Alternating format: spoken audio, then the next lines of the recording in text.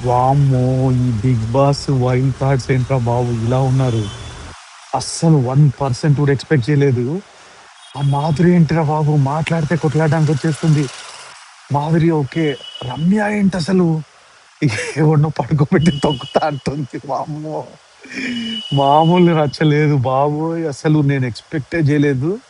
నాకు తెలిసి 'big boss' team ఏమనుకునుంటారంటే, ఈళ్ళంతా అదే అదేదో కళలు, కిలకిలలు అని పాటలు పాడుకుంటూ ఒక ఫ్యామిలీలాగా నాన్న, అమ్మ, తమ్ముడు, చెల్లి, అక్క, బావ అనుకుంటా రిలేషన్ మెయింటైన్ చేస్తా. నా కొంపంతా కొల్లేరు చేసింది ఈ కొడుకులని చెప్పేసి, ఖచ్చితంగా ఈళ్ళ మధ్యలో పుల్లలు పెట్టాలని చెప్పి ఈళ్ళని దింపినట్టున్నారు.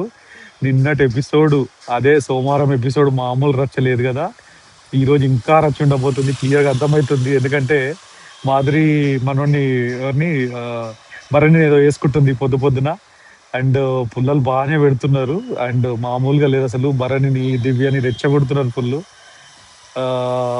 ఈరోజు మహా మహా యహా ఉన్నట్టుంది అసలు ఎపిసోడ్ చూస్తుంటే.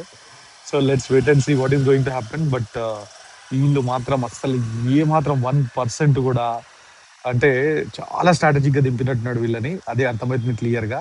చూద్దాం ఏమైతుందో.